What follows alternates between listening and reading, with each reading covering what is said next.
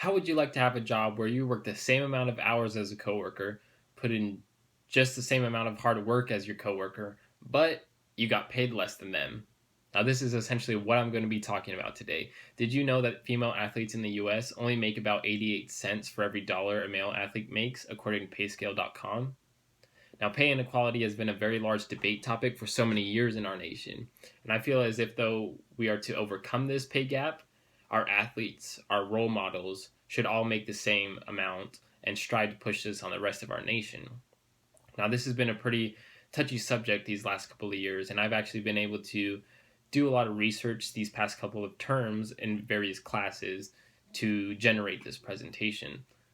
So today I will be persuading you that female athletes deserve same pay as their male counterparts by going over some of the sacrifices female athletes must make to continue competing, some specific examples of inequality seen in U.S. sports teams, and what female athletes have done or are doing to ensure equal pay.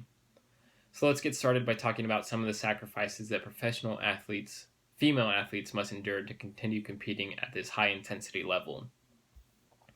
So according to the journal.ie, women tend to put their lives on pause when competing at these high intensity levels, such as professional sports. This means putting their family, friends, and careers on the back burners, specifically starting a family or their children. In many cases, sponsorships and benefits have been stripped from female athletes as they take time off to start a family. In a New York Times article, Nike athlete and 9-time Olympic track and field star Allison Felix was denied maternity protection. This meant that she wasn't going to be paid while she stepped away from the sport for 9 months to a year. She because she wasn't going to be competing or practicing, she wasn't going to be paid as an athlete. And so this scared a lot of female athletes. This pushed a lot of them to hide their pregnancies, which is not a good idea. It can amount to very many complications during birth. And it led many to, quite honestly, pushing this part of their life for years to come, which, as we know, as a female ages, pregnancies get more and more dangerous. Now, the next sacrifice female athletes must make is the same as male athletes. They have to put in the same amount of hours of practice and competing. They have to work just as hard to rise up through college, through high school. They have to get to this level of competing and stay there while all these new rookies are coming in. They have to continue to compete at this high intensity level. So female athletes are putting in all this same work, yet they're still capped out at such an inferior income when looking at male counterparts. But why? So let's look at some specific examples of inequality in U.S. sports. So a prime example of inequality in pay comes observing the U.S. men and women's soccer teams. Now, in the past couple of years, according to financial reports from the U.S. Soccer Federation, which was reviewed by the Wall Street Journal, U.S. Women's games generated more total revenue than the men's games from 2016 through 2018. So it was seen that the women's seasons generated $50.8 million in revenue, while the men's games only generated $49.9 million in revenue. Now, this doesn't seem like a very big gap, but it's important to realize that Alex Morgan, the highest paid women's soccer player, only makes $56,000 annually.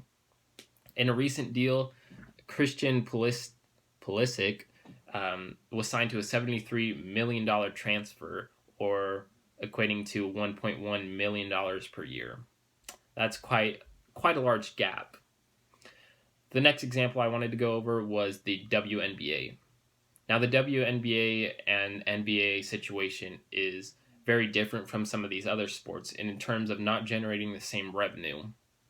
So the NBA generated $8 billion last year. So they are able to afford to pay their players pretty hefty contracts to come and play for their team for a while. Meanwhile, the WNBA only generated $60 million last year. However, in a recent study done that compared media coverage of male and female sports in Australia, the UK, and the US, it was found that in the US, only 4% of media was dedicated to female sports, while 96% of media was dedicated to male sports. And I'm not saying that this is completely correlated with the amount of revenue that the WNBA generated. I'm just saying that could be a plausible cause. So obviously, these female athletes notice that they are receiving such a minuscule amount of pay compared to their male counterparts. But as we've seen, many are not going silently when it comes to equal pay. So according to Women's Sports Foundation, the U.S. women's national team has long been associated with leading the way in the fight for gender equity in soccer.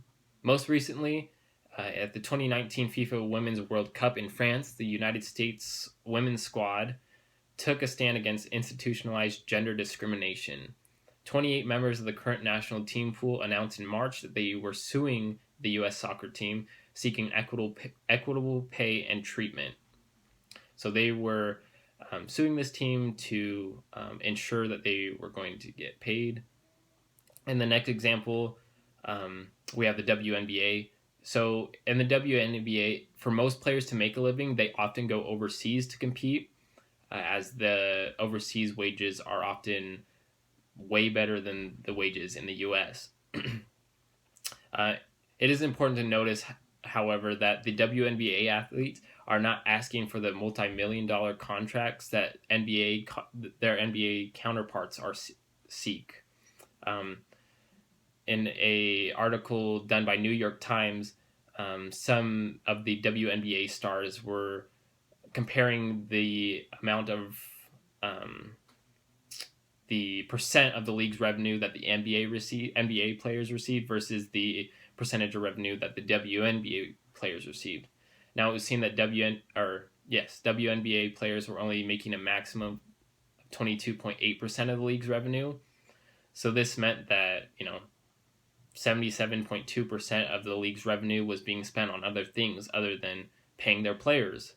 But in the NBA, it was found that 49 to 51% of the billions of dollars that they were making were going towards taking care of their players and paying their players.